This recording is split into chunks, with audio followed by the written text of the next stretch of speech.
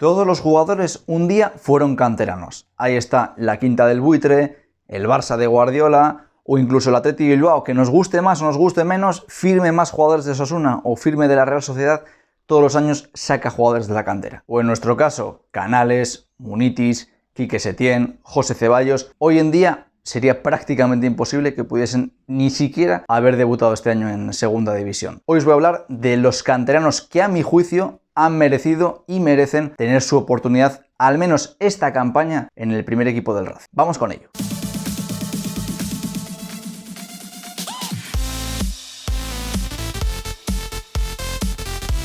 Vamos con el primero, el delantero del filial, Javi Siberio. A los jugadores les solemos definir como rápidos, fuertes, ágiles, técnicos, agresivos. En el caso de Siberio la definición es muy sencilla: goleador.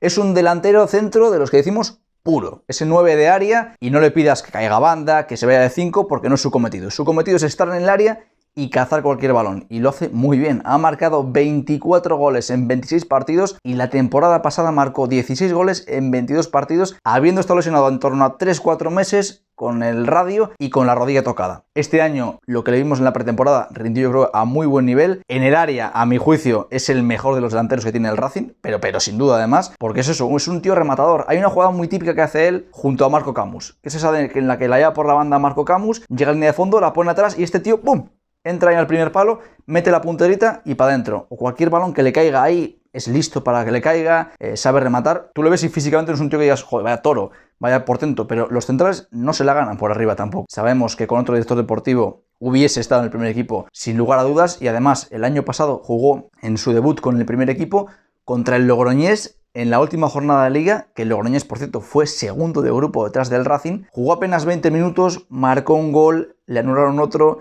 dio un palo, dio una auténtica exhibición. Para mí es un delantero que en cualquier otro equipo de segunda división hubiese tenido muchísimos minutos. Y aquí ni siquiera es de los seleccionados por José Luis Oltra para entrenar con el primer equipo de cara al regreso a las competiciones. Si hay que compararlo con un jugador de primera división, es Aritz Aduriz. Vamos con el segundo, Martín Solar.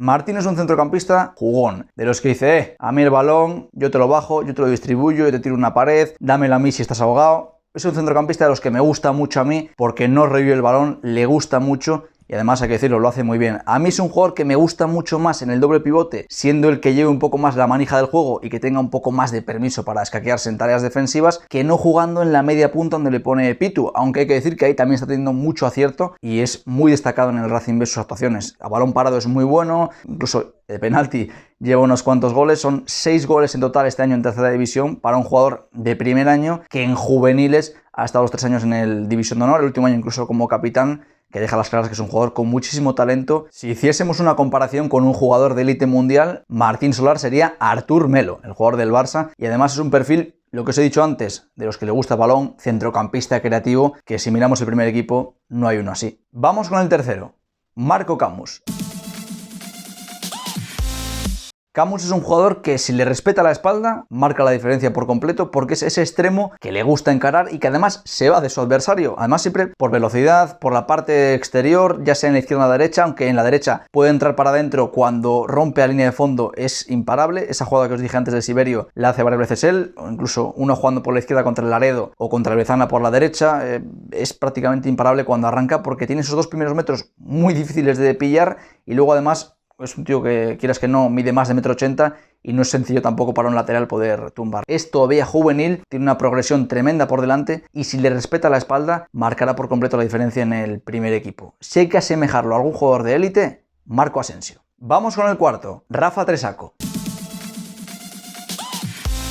El de Sabiñánigo, para mí no es ni delantero centro ni un extremo, es más bien un segundo punta. Ojo, digo segundo punta y no media punta, porque para mí es un jugador que tiene que tener un delantero centro al lado, puro de área, y que él sea el que vaya a las caídas, que caiga a banda, que venga a recibir, que entre en segunda línea, es decir, todo lo contrario a un delantero centro estático, sino un jugador que lo hace mucho mejor cuando llega por sorpresa, porque además es muy rápido y, ojo, pese a no ser muy alto, de cabeza va bastante bien. Yo me acuerdo de un partido el año pasado con el División de Honor contra el Depor, que metió 2 goles, de uno de cabeza y otro de llegar al área, y además hacerlo francamente bien. Para mí es un jugador que tiene mucho margen de mejora, también de primer año senior, como el caso de Martín Solar, y si en el caso de Camus la espalda es un poco lo que le está perjudicando más a alguno de Rafa Tresaco, son los isquiotibiales. Si los tiene ya puestos a punto, los tiene ya bien duros, bien curtidos, será un jugador que marque por completo la diferencia, pero lo que yo digo, en la segunda punta, que es donde él creo que tiene sus características para poder hacerlo. Además, es bastante goleador.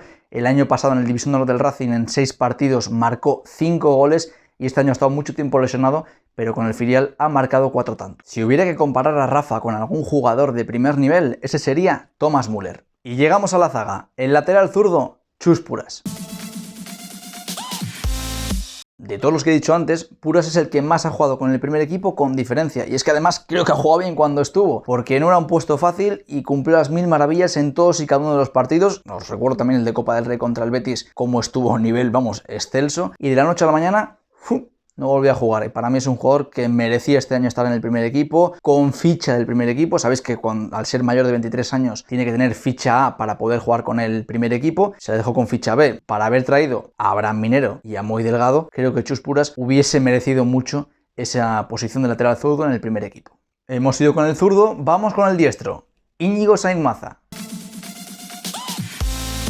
Bueno, digo lateral derecho, pero puedo decir también perfectamente centrocampista, que es donde está jugando ahora más con Pitu en el Rayo Cantabria, también para dejar a Diego Ceballos que juegue de lateral diestro, que es un jugador con mucha proyección y quizás el centro del campo no estaba tan bien hilado, y en esa posición de 5, de eje defensivo, un jugador tan táctico como Íñigo Sainz Maza le viene muy bien al Rayo Cantabria. Pero yo quiero hablaros de él como lateral. Viendo este año el primer equipo, los problemas que ha tenido Aitor Buñuel, que el año pasado estuvo excelso en Segunda División B, pero que este año no es ni la sombra de lo que fue, creo que mereció una oportunidad tener primero David Carmona y también Íñigo Sainz Maza la oportunidad de demostrar si tenían capacidad o no. Íñigo el año pasado jugó el último partido contra el Logroñés y después el playoff de campeones, y creo que estuvo muy cumplidor, muy bien en esos partidos, y por eso creo que este año se hubiese merecido tener alguna que otra oportunidad más con el primer equipo. Si hay que compararlo a un jugador a nivel mundial por su polivalencia, sería Sergi Roberto. Aunque hay que explicar que Sergi Roberto lo hace mucho más por velocidad y demás, el jugar de lateral, de interior y demás. Íñigo es un poquito más táctico y mejor técnicamente, yo creo, para su categoría que Sergi Roberto. Y ahora llega el que está llamado a ser la joya de la corona, el único internacional del Racing en categorías inferiores.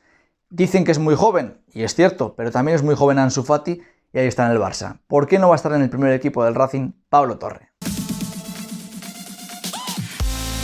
Yo voy a ser sincero, yo no soy un experto en cómo es Pablo Torre. Lo he visto muy pocos partidos y creo que no soy quien para poder juzgarlo tanto, a diferencia del resto de jugadores a los que los tengo prácticamente memorizados porque los he visto muchísimos partidos. Con Pablo Torre no es así. Quien lo conoce muy bien es Antonio Carriazo, nuestro comentarista de la cadena SER, entrenador nacional de fútbol, y que junto a Roberto llevan viendo a Pablo Torre desde que era prácticamente un alevín y estaba en el Marina Sport. Así lo definía Antonio Carriazo. Ahora que lo habéis leído, olvidad el titular. Creo que Antonio ahí es muy confiado, sabéis que le gusta dar que hablar, ser polémico, y igual el sustituto de Messi es haberse pasado de frenada un poco, ¿no? Quizás si pone el sustituto de Canales hubiese sido un poquito más apropiado, ¿no? Pero ahí veis sus características. Es un jugador para estar en la zona de la media punta, con mucho regate, mucha asistencia, mucho gol, y sin duda un jugador que está llamado a ser, lo que he dicho antes, la joya de la corona del Racing. Pero oye, ojalá tenga razón Antonio y sea el sustituto de Messi, porque entonces será, sin duda, el mejor jugador al que habré visto en un campo de fútbol, y eso supondrá una gran alegría para el Racing. Capítulo de aclaraciones. No he puesto al portero del filial, a Lucas Díaz, pero porque lo considero prácticamente un jugador del primer equipo, que entrena siempre con ellos y que además tiene también contrato la próxima campaña, y que me imagino que sea el portero del primer equipo el año que viene, junto a, espero, Iván Crespo. Pero por eso no lo he puesto, pero sí, es un jugador que también merece. Cuando ha jugado en el primer equipo, además, yo creo que ha estado a muy buen nivel, sobre todo en Las Palmas, donde nos salvó de lo que podía haber sido unos cuantos goles. Tampoco he metido ningún central, y eso que dio mucha polémica aquella jornada en la que se fue a Málaga sin centrales, porque creo que, bueno, pues el nivel de Jordi Figueras, de Manu Hernando, de Iñaki Olazabal también, pues oye, tampoco dista mucho para que los jugadores del filial estén por delante de ellos. Pero en esa semana, en la que se hizo tanta polémica contra el Málaga, me parecía totalmente lógico que se hubiese llevado no un central, sino 2 centrales del Racing B, porque no tenías ni un solo central en el primer equipo, además de Manu Hernando, que tuvo que jugar Toribio en Málaga de central. Toribio tuvo que jugar en Málaga. Por eso a mí me parecía lógico que se hubiese llevado a Juan, a Mirapeis, a Goñi no porque no pudo, pero la jornada siguiente contra el Zaragoza te pasó prácticamente lo mismo, que ya jugaste ese día con 3 centrales, se te lesiona ese día Manu Hernando o Figueras o Buñuel y a ver qué metes ahí también en la zaga. Yo por eso creo que para ese partido, para el de Málaga y la semana siguiente contra el Zaragoza en casa, debería haber llevado por lo menos 1 o 2 centrales del filial. Ahora llega tu turno. Si te ha gustado el vídeo, dale a like, suscríbete, por favor, que me hace falta crecer.